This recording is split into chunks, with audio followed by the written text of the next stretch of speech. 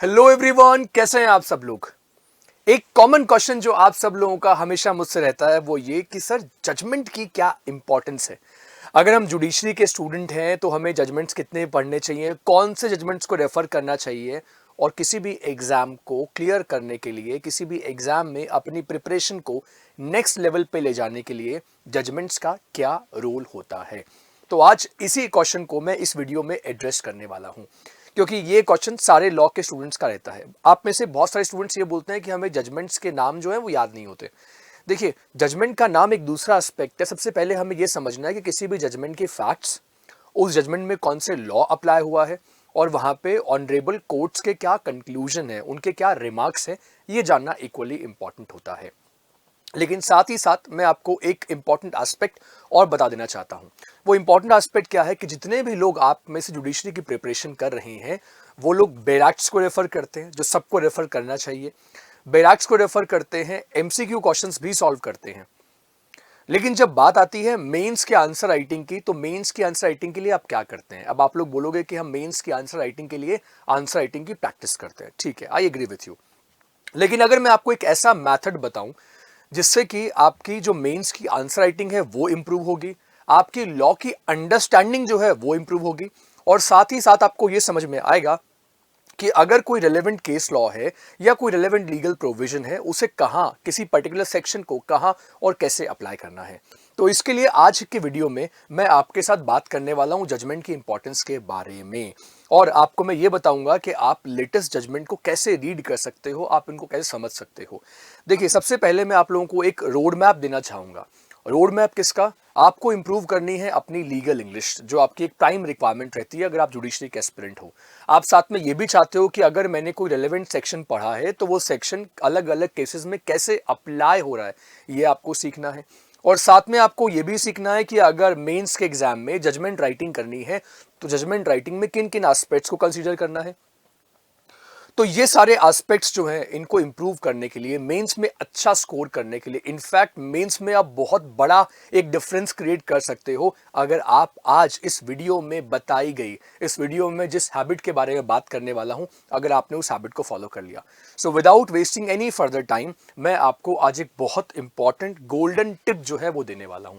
क्या है वो गोल्डन टिप? वो गोल्डन टिप ये है कि हमें अपने स्केड्यूल में डेली एक टाइम जो है वो फिक्स करना है। किसके लिए? जजमेंट्स को रीड करने के लिए। अब जजमेंट्स को रीड कैसे करना है और इनको रीड करने का क्या बेनिफिट होगा, उन्हीं बेनिफिट्स के बारे में अभी मैं आपको बताने वाला हूं। सारी चीजों के बारे में बात करेंगे।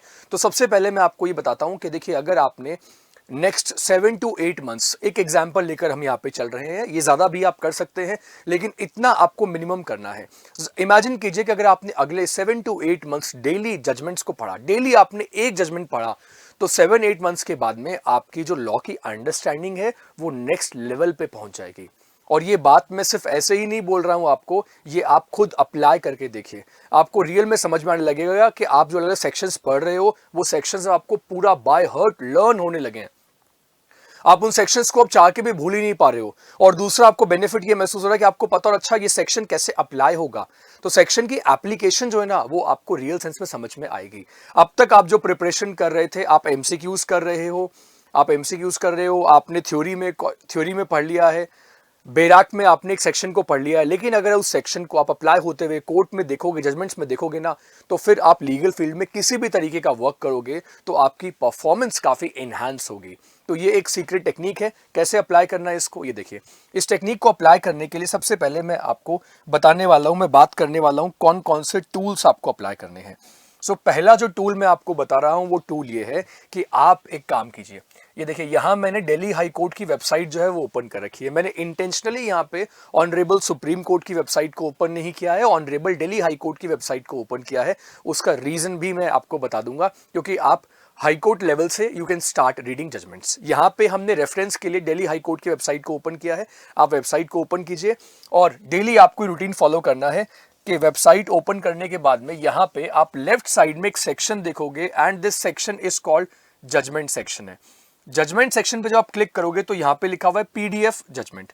यहां पे आप पीडीएफ जजमेंट के ऊपर आ जाओगे इस सेक्शन में, और इस सेक्शन में आपको देखिए यहां पे ये मिलेगा neutral citation, category wise, case number, sitting जज वाइज, फॉर्मर जज wise, judgement date, and party name.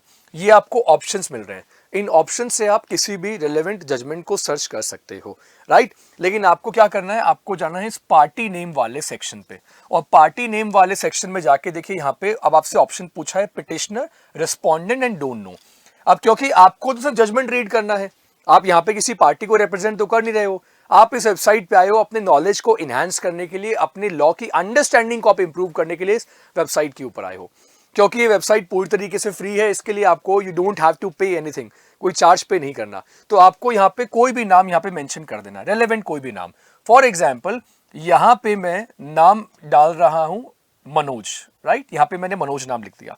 अब मनोज नाम लिखने के बाद में देखिए एक बार मुझे सेलेक्ट करना होगा अच्छे से, ये देखिए ये मैंने यहाँ पे नेम मेंशन किया है। नेम मेंशन करने के बाद में यहाँ पे मुझे ईयर, डेट, मंथ्स ये सब डालने होंगे। तो यहाँ पे हम कोई भी एक रेलेवेंट ईयर ले सकते हैं, लेट्स टेक 2020। 2020 हमने सेलेक्ट किया और यहाँ हम पहुंच गए, और हमें आज 2024 की आज तक की डेट का कोई भी ऐसा जजमेंट मिल जाए तो यहाँ पे आप कोई भी रैंडमली आप कोई भी नाम यहाँ पे डाल सकते हो। एक और इंपॉर्टेंट बात, जरूरी नहीं है कि आप जो जजमेंट सर्च करो वो लैंडमार्क जजमेंट ही हो, क्योंकि हो सकता है वो लैंडमार्क जजमेंट ना हो, लेकिन उससे आपको एक कोई पर्टिकुलर सेक्शन, अलग अलग सेक्शंस कैसे अप्लाई हो रहे हैं ना, वो प्रॉपर्ली आपको समझ में आएगा। अब देखिए यहाँ पे क्या हुआ, देखिए ये मैंने नाम डाल दिया, मनोज मैंने नाम डाल दिया, यहाँ पे मैंने डेट्स मेंशन कर दी। अब मैं इसको सबमिट कर दूंगा। अब जब मैंने इसको सबमिट किया तो यहाँ पे list of judgment and orders यहाँ पे लिखा हुआ है, और यहाँ पे अगर आप देखेंगे तो लेफ्ट साइड में you will C criminal applications, writ petitions जो यहाँ पे लगी हुई हैं, ये सब यहाँ पे आ चुकी हैं, राइट। ये सब यहाँ पे देखिए कमर्शियल भी आ चुकी है, कमर्शियल यहाँ पे रिट पिटिशन के मैटर्स हैं, ये सारे दिल्ली हाई कोर्ट्स के जजमेंट, ये सारे के सारे वो जजमेंट है जिसमें कि दोनों में से कोई भी पार्टी का नाम क्या है, मनोज नाम है किसी भी एक पार्टी का। तो अब मैंने क्या किया, अब मैं यहाँ पे लेट्स से कि मुझे ये रिट पिटिशन देखनी है, ये रिट पिटिशन जो 2018 में दिल्ली हाई कोर्ट में फाइल हुई थी, इसके ऊपर क्या जजमेंट आया है। ये जजमेंट है Oxford industries versus Manoj Kumar Dubey.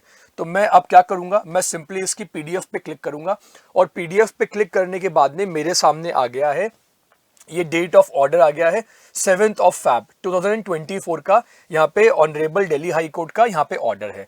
तो अब मैं यहाँ पे क्या करने वाला हूँ, ये देखिए अब यहाँ पे अगर आप देख रहे होंगे 19 पेजेस का है, ये 19 पेजेस का है, और अब मैं इसको रीड करना शुरू करूंगा। और ये पूरा का पूरा ऑर्डर देखिए किसके बारे में है, ये ऑर्डर जो है ये शुरू हो रहा है, देखिए instant petition under article 226 read with 227 of the constitution of India has been filed on behalf of the petitioner seeking the following relief. तो यहाँ पे रिट ऑफ मैंडेमस की इन्होंने डिमांड की है, रिट ऑफ मैंडेमस की यहाँ पे इन्होंने डिमांड करी है। यहाँ पे लिखा है रिट ऑफ मैंडेमस सर्शोरेराय और any other appropriate writ for setting aside the इम्प्यून्ड x party award passed by the court of Miss Renu Bhatnagar, presiding officer, Labor Court number 9, Karkardooma court.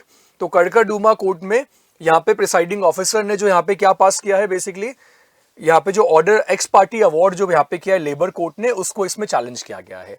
Alright, अब इसको चैलेंज किया गया। अब यहाँ पे क्या होगा, ये देखो यहाँ पे रेलेवेंट फैक्ट्स आ गए केस के।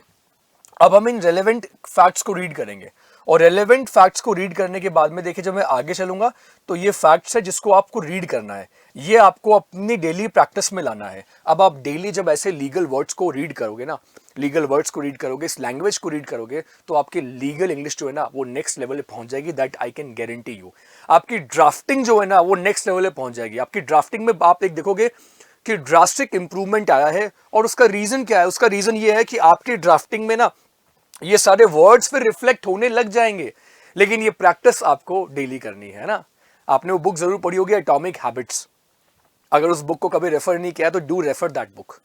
ये इंपॉर्टेंस है बेसिकली, ये डेली प्रैक्टिस की इंपॉर्टेंस है। ये बेसिकली एक वैल्यू एडिशन है जो जुडिशरी के बहुत सारे स्टूडेंट्स नहीं करते हैं। लेकिन अगर आप टॉपर से बात करोगे ना, या कुछ अच्छे एडवोकेट से बात करोगे जो कि कोर्ट में प्रैक्टिसिंग में है, वो भी इस बात की बड़ी वकालत एडवोकेसी करते हैं। वो ये कहते हैं कि हाँ इसको फॉलो करना बहुत जरूरी है। जितना ज्यादा आप जजमेंट्स को पढ़ेंगे ना, उतने ही आप लॉ की फील्ड में और एक्सेल करेंगे। इन फ्यूचर हो सकता है कि आप जुडिशरी में ना जाकर आप किसी और फील्ड में जाएं, वहां भी आपको ये जजमेंट्स पढ़ने की प्रैक्टिस काफी काम आएगी। तो अपने रूटीन का ये आप एक पार्ट बना लीजिए।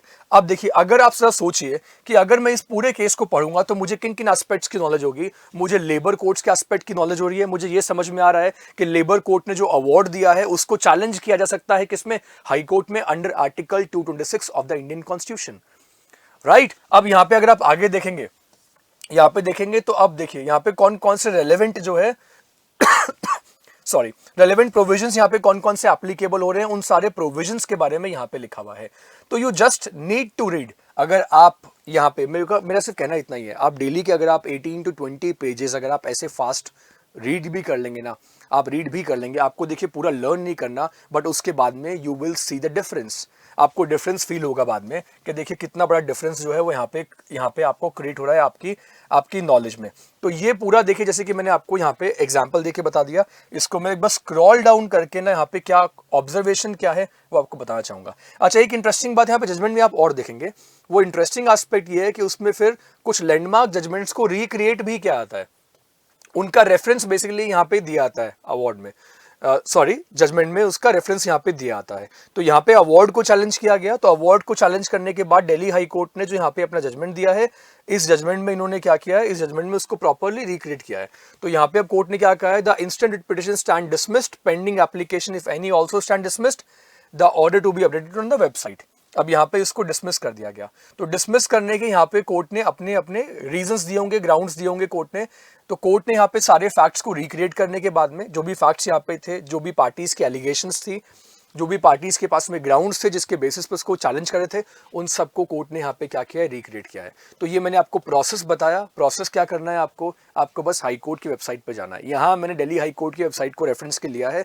अगर आप चाहो तो अदर स्टेट्स के हाई कोर्ट की वेबसाइट्स पे भी आप जाकर ऐसे पीडीएफ जजमेंट को आप सर्च कर लो, पीडीएफ जजमेंट को सर्च कर लो, और आपको हर फील्ड के आपको जजमेंट्स जो है वो मिल जाएंगे। और रिट पिटिशन के आपको इतने सारे मैटर्स मिलेंगे कि आपके कॉन्स्टिट्यूशन रिलेटिंग जो अंडरस्टैंडिंग है, क्रिमिनल लॉ की भी अंडरस्टैंडिंग जो आपकी है वो काफी इंप्रूव हो जाएगी। देखो यहाँ पे, देखो अब कौन सा सेक्शन इन्वॉल्व है, यहाँ पे section 25 of the industrial dispute act 1947 जो है वो यहाँ पे इन्वॉल्व है इस केस में। तो यहाँ पे अल्टीमेटली बात की जा रही है सेक्शन 25 के अकॉर्डिंग, इसकी भी इंटरप्रिटेशन जो है वो यहाँ पे इस जजमेंट में की जा रही है। That is why judgment reading is important, इसलिए इंपॉर्टेंट है। आप बार बार रीड करेंगे, आपके सब कॉन्शियस में ये लीगल वर्ड्स जो है ना वो अपने आप जाएंगे। आप ड्राफ्टिंग करोगे, आप आंसर राइटिंग करोगे, आप जजमेंट राइटिंग करोगे, तो ये वर्ड्स अपने आप वहां, अपने आप आपको वहां पे फिर सोचने की जरूरत नहीं पड़ेगी, अपने आप आपकी राइटिंग में रिफ्लेक्ट होंगे। ये है जजमेंट राइटिंग की इंपॉर्टेंस। इसके साथ साथ मैं आपको एक और एस्पेक्ट यहां पे बता देता हूं। देखिए, ये तो हमने एक वेबसाइट देखी दिल्ली हाई कोर्ट की, जिसमें आप जाकर फ्री में सारे के सारे जजमेंट्स जो हैं रीड कर सकते हो, और ऑन एन एवरेज आपको ना 15 to 20 पेजेस के जजमेंट या ऑर्डर देखने को मिलेंगे। तो डेली आपको मैक्सिमम हाफ एन आवर इस पर स्पेंड करना है, डेली आपको रीड करना है। आप अपने रेफरेंसेस के लिए इनको सेव भी कर सकते हो अगर आपको सेव करना सही लगता है तो। इसके साथ दो और वेबसाइट्स यहाँ पे मैं आपको रिकमेंड करना चाहूंगा, दो और वेबसाइट्स जो मैं यहाँ पे रिकमेंड करना चाहूंगा वो देखिएगा यहाँ पे आप, जिनकी मैं बात कर रहा हूँ यहाँ पे। There are two more websites. Number one website is called, ठीक है, एक और वेबसाइट जहाँ पे मैं आपको बताऊंगा, दैट इज एक वेबसाइट यहाँ पे लाइव लॉ एक वेबसाइट है, जिस वेबसाइट को आप यहाँ पे रेफर कर सकते हो अगर आप एक लॉ के स्टूडेंट हो तो लाइव लॉ ये वेबसाइट है। इस वेबसाइट पे जाकर देखिए बहुत सारे यहाँ पे आपको आर्टिकल्स और हाई कोर्ट और सुप्रीम कोर्ट के यहाँ पे आपको जजमेंट्स जो हैं वो मिल जाएंगे। तो यहाँ पे आप इन जजमेंट्स को डेली आप रेफर कर सकते हो, डेली एक जजमेंट अगर आप चाहोगे तो वहाँ पे आप रीड कर सकते हो। और ये जो आर्टिकल्स होते हैं, इनके आर्टिकल्स के साथ में वो एक ऑप्शन देते हैं, they give you an option, और उस ऑप्शन में क्या होता है ये आपको बता देता हूं। वहां पे एक ऑप्शन होता है कि आप रेलेवेंट ऑर्डर को या जजमेंट को डाउनलोड भी कर सकते हो, क्योंकि बेसिकली ये एक लीगल न्यूज वेबसाइट है। तो ये उस न्यूज को, जजमेंट को रिक्रिएट करते हैं अपनी वेबसाइट में, बट उसके लास्ट में इनके साइड से एक ऑप्शन दिया जाता है where you can click and download the relevant order और जजमेंट। इफ यू वांट, आप इसका पेड सब्सक्रिप्शन भी ले सकते हो। ये देखिए फ्री वेबसाइट मैंने आपको बता दी है, और ये है, बता रहा हूं आपको, पेड वेबसाइट जिसमें कि आपको यू स्पेंड समवेयर अराउंड 100-150 के अराउंड आपको पर मंथ इसमें पे करना पड़ता है, और ईयरली कुछ जो चार्जेस हैं वो 1000 के आसपास कुछ चार्जेस हैं जो आप पे करके इसका पेड सब्सक्रिप्शन ले सकते हो, जहां पे आपकी सारे आर्टिकल्स जो हैं वो 1 साल तक रीड कर सकते हो। लाइव लॉ के साथ साथ में there is one more website called bar and bench. Bar and bench एक और वेबसाइट है जो बात करती है अलग अलग जजमेंट्स के बारे में, क्या क्या लीगल डेवलपमेंट्स हो रहे हैं उनके ऊपर। यहाँ पे आपको काफ़ी अच्छे आर्टिकल्स मिलते हैं, और आर्टिकल्स के साथ साथ में देखिए यहाँ पे आर्टिकल्स मिलेंगे और उसके साथ में आपको मिलेगा कि कौन कौन से रिसेंट लीगल डेवलपमेंट्स हुए हैं। जैसे कि यहाँ पे अगर आप देख रहे हो, यहाँ पे आप देख रहे हो कि फली एस नरीमन जी के बारे में यहाँ पे आर्टिकल है, उसके बाद में कॉपीराइट सोसाइटीज के ऊपर एक आर्टिकल है यहाँ पे, right, and advocate diary essential of a civil suit, अलग अलग आर्टिकल्स यहाँ पे आपको देखने को मिल रहे हैं। तो इन आर्टिकल्स को रीड क्या करो, right. Legal notes by Arvind Datar, effect of an interim stay. देखिए तो ये अब एक पूरा का पूरा आर्टिकल है जो सुप्रीम कोर्ट के सीनियर एडवोकेट है अरविंद दातार, उनके बारे में है। सो ये 3 चीजें मैंने यहाँ पे आपको बताई है जो आपको यहाँ पे क्या करनी है, फोकस करनी है। अगर आपने इन 3 एस्पेक्ट्स के ऊपर फोकस कर लिया इस तरीके से, अगर आपने हाई कोर्ट की वेबसाइट्स पे जाकर जजमेंट्स को पढ़ना शुरू कर दिया, अभी सुप्रीम कोर्ट की वेबसाइट्स पे जाकर रीड करने का अगर आपको मन है तो आप वो भी कर सकते हैं, वो भी आपके पास में ऑप्शन है। But you can start with high courts, you can start with high courts. Daily एक रूटीन बनाइए, इसको फॉलो कीजिए और उसके बाद में you will see the difference. लेकिन अगर आपको यहाँ पे एक प्रोमिनेंट रिजल्ट चाहिए तो मैं आपको ये रिकमेंड करूंगा कि एटलीस्ट 6 to 7 मंथ्स का टाइम जो है ना वो यहाँ पे अपने आप को दीजिए। डेली अलग अलग तरीके के केसेस को रीड कीजिए। रेंडमली आप कोई भी नाम, अपने फ्रेंड का नाम, फैमिली मेंबर का नाम, किसी का भी नाम वहां पे आप हाईकोर्ट की वेबसाइट पर आके सर्च करेंगे तो आपको कोई ना कोई केस जो है वहां पे मिल ही जाएगा। अगर आपको ऐसे नहीं करना तो आपके पास 2 और वेबसाइट्स की ऑप्शंस है, इन वेबसाइट्स पे जाइए, डेली रीड कीजिए and you will see the change. Alright, so ये था मेरी तरफ से आपको एक बहुत इंपॉर्टेंट लेसन, ये एक बहुत इंपॉर्टेंट टिप है जो मुझे आपको देनी थी, और मुझे पूरा यकीन है कि अगर आप इसको फॉलो करोगे, इस तरीके जजमेंट्स को आप पढ़ोगे तो आपका जो राइटिंग स्किल्स है वो काफ़ी इंप्रूव होगी। लास्ट में एक बात और बोलना चाहूंगा मैं कि अगर आप इसकी एक समरी अपने वर्ड्स में लिख सको तो, आपने एक जजमेंट को रीड कर लिया, 15-20 पेजेस के जजमेंट को रीड किया, उसके बाद में if you can write what you have understood, आपको उस जजमेंट से क्या समझ में आया, आपकी क्या अंडरस्टैंडिंग है, कौन कौन से लीगल प्रोविजन उसमें एप्लीकेबल हुए, उसको अगर आप 1 या 2 पेजेस में खुद से अगर आप डेली ऐसी प्रैक्टिस करोगे तो आपकी ड्राफ्टिंग स्किल्स जो है वो नेक्स्ट लेवल पे पहुंचेगी, क्योंकि अब आपकी लीगल इंग्लिश जो है वो काफ़ी इंप्रूव हो रही है। So that's it from my side. I really hope ये वीडियो आपको पसंद आया होगा। If you really like this video, don't forget to hit the like button. Channel को अभी तक सब्सक्राइब नहीं किया है तो डू सब्सक्राइब अवर चैनल, और ऐसे ही इन्फॉर्मेटिव वीडियोस के लिए हमारे चैनल पे बने रहिएगा और देखते रहिए ऐसे ही लॉ के interesting videos. That's it from my side. Thank you so much. Take care. Bye bye.